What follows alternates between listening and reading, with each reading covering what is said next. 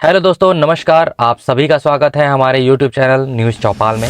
आज हम जिस टॉपिक पर बात करने वाले हैं वो है कि मुख्तार अंसारी कौन था और इसकी मौत के पीछे की वजह क्या है।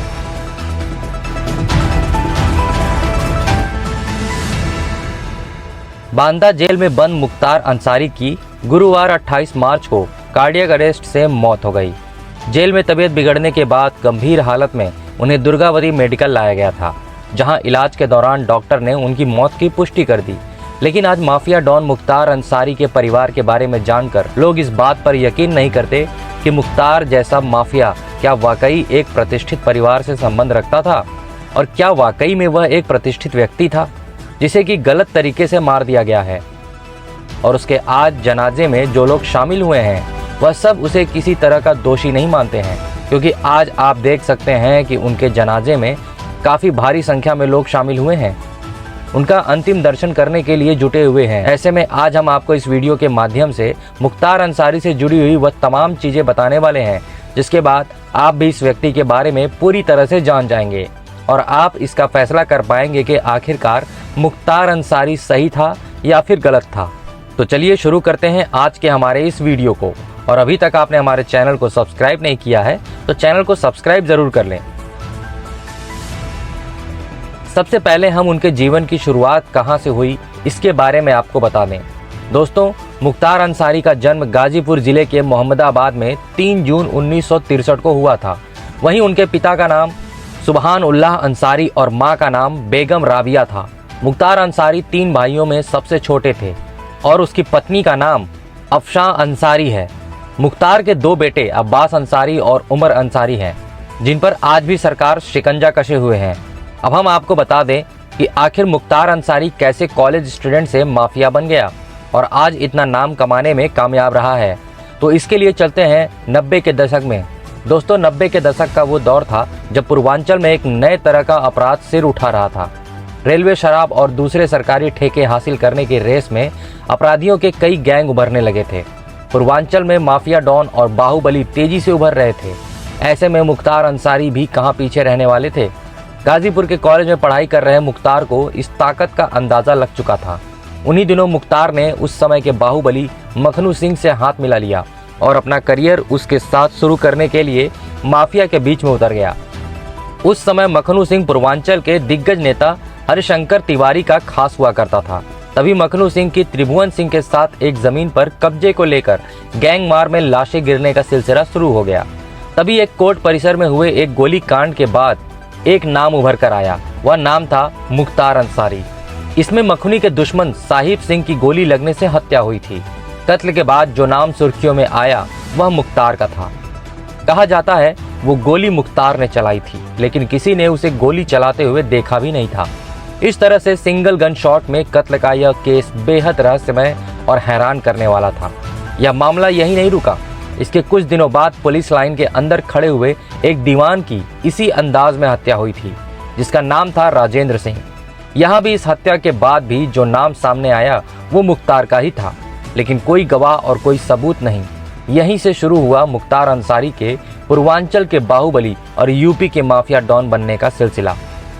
उस समय 90 के दशक में पूर्वांचल के एक बड़े क्षेत्र वाराणसी, जौनपुर, गाजीपुर, मऊ और बलिया में उभरते हुए बाहुबली मुख्तार अंसारी का दबदबा कायम हो चुका था और वो प्रदेश की राजनीति में कई नेताओं के नज़र में आ गया था।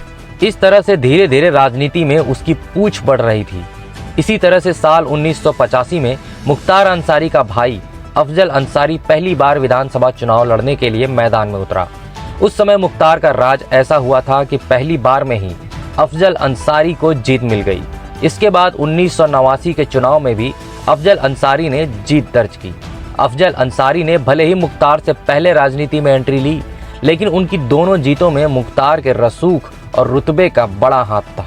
इसके बाद मुख्तार अंसारी खुद चुनावी मैदान में उतरा और साल 1996 में पहली बार में ही मऊ सीट से विधानसभा चुनाव जीतकर पूर्वांचल की राजनीति का बड़ा नाम हो गया था। मुख्तार इस तरह से रिकॉर्ड 5 बार इस सीट से विधायक का चुनाव जीतता रहा।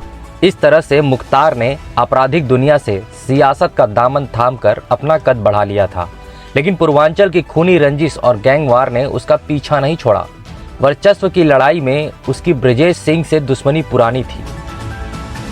साल 2001 में मुख्तार पर जानलेवा हमला हुआ। यहाँ पर बताया जाता है कि यह हमला ब्रजेश सिंह और उसके लोगों ने करवाया था। इस हमले में मुख्तार अंसारी के 3 साथी मारे गए, पर वो बाल बाल बच गया। इस सब के बीच मुख्तार ने राजनीति में अपना कद बढ़ाना जारी रखा। साल 2004 में लोकसभा चुनाव थे। इस लोकसभा चुनाव में गाजीपुर सीट से मुख्तार का भाई अफजल चुनाव मैदान में उतरे। उस समय मुख्तार अंसारी मुलायम सिंह के करीब थे, लेकिन एक समय ऐसा भी आया जब इनकी राजनीति डगमगाने लगी। मुलायम सिंह यादव ने पूर्वांचल में सपा की पकड़ मजबूत करने के लिए उस समय मुख्तार को आगे बढ़ाया था। 2004 के लोकसभा चुनाव में सपा से अफजल अंसारी गाजीपुर सीट से मैदान में थे और उनके सामने बीजेपी से मनोज सिन्हा थे। इस चुनाव में मुख्तार ने अपनी ताकत दिखाई और अफजल ने मनोज सिन्हा को करीब 2 लाख वोटों के अंतर से हराया। इससे मुख्तार का कद भी काफी बढ़ गया था। लेकिन 2005 में हुए मऊ दंगे में एक बार फिर मुख्तार का वो चेहरा सामने आया, जिससे वो एक बार फिर आरोपों से घिर गया। इस समय मुख्तार अंसारी पर दंगे भड़काने का आरोप लगाया था। इस मामले में मुख्तार को आत्मसमर्पण करना पड़ा था और वो जेल चला गया था। इसके बाद मुख्तार ने जेल से ही एक हाई प्रोफाइल मर्डर को अंजाम देने की साजिश रची और ये साजिश भाजपा के दिग्गज नेता कृष्णानंद राय के लिए रची गई, क्योंकि आने वाले समय में यह राजनीति में इन्हें हराने के लिए तैयार था, क्योंकि मोहम्मदाबाद सीट पर कृष्णानंद राय जीत चुके थे और इसी का बदला मुख्तार अंसारी ने लिया था। कृष्णानंद राय मोहम्मदाबाद सीट से मुख्तार के सामने चुनाव लड़े थे और मोहम्मदाबाद सीट 25 सालों से अंसारी परिवार के कब्जे में थी, लेकिन कृष्णानंद राय ने इस सीट पर जीत दर्ज कर मुख्तार के किले को ध्वस्त कर दिया था। बीजेपी विधायक कृष्णानंद राय ने मोहम्मदाबाद सीट जीतकर मुख्तार को खुली चुनौती दी थी। मुख्तार ये हार सहन नहीं कर पाया और हार का बदला उसने कत्ल से लिया। इस मामले में कृष्णानंद राय की पत्नी ने बताया था, इस साजिश को मुख्तार अंसारी ने ही अंजाम दिया है। इस हत्या में AK-47 का प्रयोग किया गया था। हमलावरों ने करीब 400 राउंड फायरिंग की थी।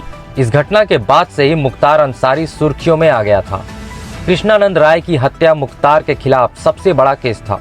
साल 2007 में अंसारी परिवार ने मायावती की पार्टी BSP का दामन थाम लिया था, लेकिन अपराध मुक्त प्रदेश का दावा करने वाली मायावती ने 3 साल के बाद ही अंसारी बंधुओं को पार्टी से निकाल दिया गया।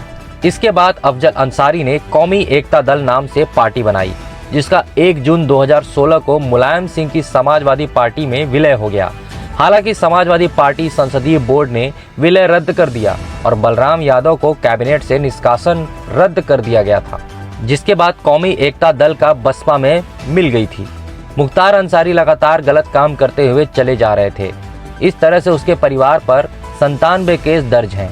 मुख्तार अंसारी पर अकेले ही हत्या के 8 मुकदमे समेत 61 मामले दर्ज थे। इसके साथ ही आज उसके भाई अफजल अंसारी पर 7 मामले, भाई सिगबतुल्लाह अंसारी पर 3 केस, मुख्तार अंसारी की पत्नी अफसा अंसारी पर 11 मुकदमे, बेटे अब्बास अंसारी पर 8, तो छोटे बेटे उमर अंसारी पर 6 केस दर्ज हैं। यहाँ तक कि मुख्तार अंसारी की बहू निखत पर भी 1 मुकदमा दर्ज है। वहीं 32 साल पुराने अवधेय राय हत्याकांड में 5 जून 2023 को कोर्ट ने मुख्तार समेत अन्य को दोषी करार दिया था। मुख्तार अंसारी को इस केस में आजीवन कारावास और 1 लाख रुपए का जुर्माना लगाया गया था। वहीं जब यूपी में बीजेपी की सरकार आई, उस समय एक मामले की सुनवाई के लिए मुख्तार अंसारी को यूपी की बांदा जेल में बंद पंजाब की रोपड़ जेल भेजा गया था। इसके बाद वो लंबे समय तक वहीं रहा था। ऐसे में यूपी में बीजेपी सरकार बन जाने के बाद मुख्तार वापस नहीं आना चाहता था, क्योंकि उसे पता था यहाँ उसकी अब एक नहीं चलने वाली है। लेकिन उसे यूपी लाए जाने के लिए दोनों राज्यों की सरकारों के बीच खींचातानी चल रही थी। इस तरह से मामला सुप्रीम कोर्ट तक जा पहुंचा और सुप्रीम कोर्ट ने सुनवाई के बाद उसे यूपी शिफ्ट करने का फरमान सुनाया। इसके बाद 7 अप्रैल 2021 को सुप्रीम कोर्ट के आदेश के बाद भारी सुरक्षा इंतजामों के बीच बाहुबली मुख्तार अंसारी को पंजाब के रोपड़ से हरियाणा के रास्ते आगरा, इटावा और औरैया होते हुए बांदा जेल लाया गया था। इस तरह से योगी आदित्यनाथ की सरकार बनने के बाद मुख्तार अंसारी पर शिकंजा कसना शुरू हुआ। उसके बाद उसकी सैकड़ों करोड़ की नामी और बेनामी संपत्तियों पर योगी सरकार ने अपना बुलडोजर चलवा दिया और कई संपत्ति को जब्त कर लिया। बांदा जेल में माफिया मुख्तार अंसारी को कोर्ट ने गैंगस्टर एक्ट में 10 साल की सजा सुनाई थी, साथ ही 5 लाख रुपए का जुर्माना भी लगाया था। वहीं मुख्तार अंसारी के बड़े भाई और बीएसपी सांसद अफजल अंसारी को भी एमपी एमएलए कोर्ट ने दोषी करार दिया था। सांसद अफजल अंसारी को 4 साल की सजा और 1 लाख रुपए का अर्थदंड लगाया गया था। लेकिन दोस्तों, यह तो आप सभी जानते हैं कि कुछ दिनों पहले ही मुख्तार अंसारी का हार्ट अटैक से निधन हो गया, जब वह बांदा जेल में बंद था, जहां से मेडिकल कॉलेज बांदा ने उनकी मृत्यु की पुष्टि की है। और उसके बाद पूरे यूपी में पुलिस प्रशासन ने सुरक्षा व्यवस्था सख्त कर दी थी और बांदा जिले में धारा 144 लागू कर दी गई है और इसी सुरक्षा के बीच उन्हें दफन भी किया गया है। इन सब के बाद अब मुख्तार अंसारी के बेटे उमर अब्बास ने आरोप लगाया है कि जेल प्रशासन ने इलाज में लापरवाही की है और उनके पिता को उचित इलाज नहीं दिया गया। इसके साथ ही वह दावा कर रहे हैं कि उन्हें जेल में धीमा जहर भी दिया गया है। इसके लिए वह जांच करवाना चाहते हैं। उमर ने कहा कि उन्हें न्यायपालिका पर भरोसा है और वह इस मामले की निष्पक्ष जांच की मांग करते हैं। उन्होंने कहा कि वे इस मामले की सीबीआई जांच की मांग करेंगे। लेकिन दोस्तों, अब जो भी हो, यह तो तय है कि मुख्तार अंसारी अब इस दुनिया से चला गया है और इसका अब किसी भी इलाके पर कोई भी माफिया राज नहीं बचा है। मुख्तार अंसारी के बारे में इतना सब कुछ जानने के बाद आपकी क्या राय है? आप भी हमें कमेंट करके ज़रूर बताएं। और आपको हमारा यह वीडियो पसंद आया है तो इसे लाइक ज़रूर करें और हमारे चैनल को सब्सक्राइब करना ना भूलें। धन्यवाद।